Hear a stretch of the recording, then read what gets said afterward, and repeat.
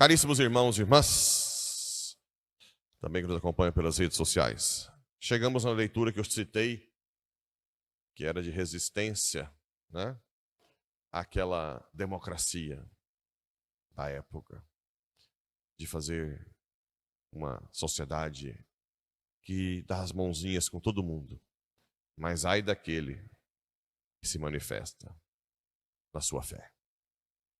Essas são as palavras que usadas, era trucidado. Nós estamos vivendo cada dia mais isso. Se faz uma comunhão em algo que não é verdade pura, que não são os mandamentos de Deus, uma comunhão em algum aspecto, alguma ideologia, e depois se persegue arduamente quem simplesmente, por exemplo, é católico, tem a moral católica. O demônio é muito esperto, né? E aqui nós temos um exemplo que nós temos que seguir hoje. O da mãe e os 7 filhos, segundo Macabeus 7. Os filhos não quiseram se render a essa cirandinha democrática, abrindo mão do seu próprio Deus, né? E começaram a matar os filhos dessa mulher, um por um, a partir do mais velho, por meio de golpes de chicote e nervos de boi. Mas especialmente admirável e abençoada era a mãe, e num só dia viu morrer 7 filhos. Abençoada mãe, que num só dia. E tudo suportou valorosamente por causa da esperança que depositou no Senhor. Cheia de nobres sentimentos, exortava cada um dos filhos na língua de seus pais e revestindo de coragem varonil. Olha o que a mãe dizia. Não sei como aparecestes em minhas entranhas. Não fui eu quem vos deu o espírito e a vida, nem fui eu quem organizou os elementos dos vossos corpos. Tem gente que acha normal, né? As pessoas que não acreditam em Deus. Aí vai um gameta masculino, feminino, fecunda, aí vira um ser humano normal. Isso acontece. Nem precisa ser tão complexo, mas uma semente de abacate vira um abacateiro. Muito tranquilo, isso acontece. Como a gente é tapado, né? Está vendo que isso é um milagre contínuo da ação divina, né? Da racionalidade que ele colocou na natureza. Essa mãe, ela tinha certeza, você está achando, como é que um negócio aqui vira um ser humano? É lógico que apesar dela ter carregado o filho, ela tinha um pouco de bom senso e humildade. Ela sabia, caramba, como eu seria capaz de fazer um ser humano? É claro que existe uma mão de um Criador. E não foi eu que organizou o seu corpo e deu o espírito. Por isso o Criador do mundo, que formou o homem na sua origem e preside a geração de todas essas coisas, Ele mesmo, na sua misericórdia, vos dará de novo o espírito e a vida. Foi Ele que deu para vocês. Porque se sabe hoje que logo após a fecundação, se tem a alma espiritual. Ou seja, as mulheres que fazem fertilização in vitro, que estão com embriões congelados, estão com muitas almas. Muitas. E aqueles que já descartaram os embriões, essas alminhas depois vão perguntar, uai, mamãe, por que eu não nasci? Se inclusive quiser dar o nome, então fertilização in vitro é pecado gravíssimo, por vários motivos. Os filhos têm direito de nascer de uma doação de amor no matrimônio, não de laboratório. Isso é um direito do ser humano. 2, a manipulação de vida humana. Porque eles manipulam quais são os embriões mais vitais ou não, né?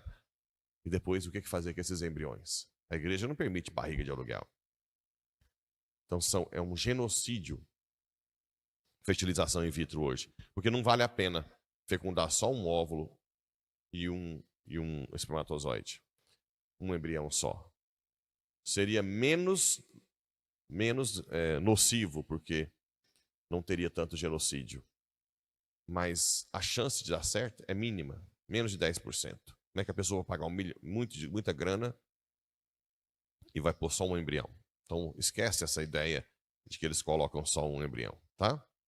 Então, a manipulação da vida humana ali, ela é terrível. Ela é totalmente proibida pela igreja, né?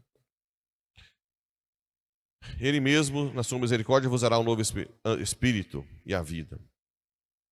E Antíoco, o rei, julgou que ela desprezasse e suspeitou que estivesse se insultando. Na língua que ela estava falando, né? Aí ele pegou o mais novo e disse para ela que ia fazê-lo rico e feliz. As mães de hoje querem seus filhos ricos e felizes. Meu filho está bem, está ganhando 10 mil reais. Meu filho está bem, está com uma fazendona hoje, não tinha nada. Meu filho, minha filha está bem, casou com um cara aí que é... É isso que é estar bem? Então, mamães, ou veja essa mãe, leia lá, segundo Macabeus 7. O rei prometeu para o filhinho da mamãe, o mais novinho, que deve ser, geralmente, é o que a mãe puxa mais saco, né? Principalmente se ele der trabalho, as mães gostam de filho que dá trabalho. Os outros não precisam ficar com ciúme, não. É porque o filho que dá trabalho é aquele que ainda reafirma o poder de pai e mãe. Os que são independentes já não precisam mais dos pais, né? Além de torná-la amigo do rei, ele ia ser rico, feliz e amigo, contanto que abandonasse as leis de Deus. Só isso. Quantas e quantas mães hoje nem se importam dos seus filhos não irem à igreja, dos seus filhos não confessarem, dos seus filhos não participarem da missa, dos seus filhos não serem caridosos. Olha, eu nunca ouvi uma mãe, quando alguém pergunta, como é que está seu filho? Mal. Está rico, andando de carrão, mas não vai à igreja, não confessa, não faz caridade. Muito mal. Eu nunca ouvi. Eu nunca ouvi. Nunca ouvi. O rei chamou a mãe, exortou a dar conselhos de paz. E como ele insistisse com muitas palavras, ela concordou. Chama meu filho mais novo. Traz ele aqui. Inclinou-se para ele e, zombando do cruel, falou: Filho, guarda no coração aí, hein? Tem compaixão de mim, que te trouxe 9 meses em meu seio. E por 3 anos te amamantei. E te criei, eduquei até a idade que tens, sempre cuidando do teu sustento. Eu te peço, meu filho, contempla o céu e a terra e observa tudo que neles existe. Reconhece que não foi de coisas existentes que Deus os fez e que também o gênero humano surgiu da mesma forma. Ela está explicando que Deus criou tudo do nada. Não tenhas medo desse carrasco. Pelo contrário, sê digno de teus irmãos e aceita a morte,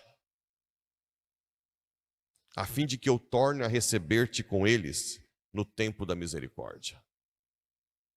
A fim de que eu torne a receber-te com eles no tempo da misericórdia.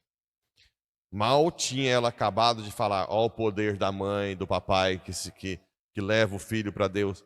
Mal tinha ela acabado de falar, o jovem declarou: que esperais? Não obedecerei às ordens do rei, mas aos mandamentos da lei, dada aos nossos pais por Moisés. E tu que inventaste toda espécie de maldades contra os hebreus, não escaparás às mãos de Deus. Essa é a nossa esperança dos tiranos atuais. Não escaparão das mãos de Deus os tiranos de hoje, que lutam pelo Estado democrático de direito, né? Está aí. Um grande exemplo. Um grande exemplo. E claro, para chegarmos a esse nível, não podemos deixar de lado o Evangelho. Colocar os talentos em prática. Os talentos que Deus te deu. Não guarde os talentos. Não ensina seu filho a só ter uma faculdade e ganhar dinheiro. E joga seus talentos de mãe para levar para o céu numa gaveta. Porque isso vai repercutir muito, aliás. Essa história se repete o tempo inteiro. Todo mundo vê filho de rico acabando com a vida dos pais. Todo mundo vê filhos de médico, juiz agora, das faculdades usando droga, não quer mais saber dos pais. Mas lá vem a cambada de gente atrás, sonhando que o meu filho tenha dinheiro, somente. E ninguém sonhando o céu para eles. Ninguém pedindo para colocar o talento em prática. Estamos numa crise, aí depois vem, alguns anos depois, entrando nessa porta, como dezenas que eu já atendi, centenas, né? Padre, por que tanta desgraça? Desde pequenininho nós trabalhamos dia e noite, desde os 10, 12 anos. Dioturnamente, nossa família é trabalhadeira, honesta. Olha a desgraça que virou. Aí vem eu. Vocês iam à missa todos os domingos? Ah, não dava tempo. Vocês rezavam o terço em família? Não, padre, era uma correria. Vocês liam a Bíblia? Não. Vocês faziam caridade? Não. Então, preparem-se. E o demônio vai completar a obra começada. E vai fazer vocês virarem pó. Nós não temos mais tempo para ficar com ilusão com esse mundo, pelo amor de Deus. Esse mundo passa. Coloque seus talentos para o alto.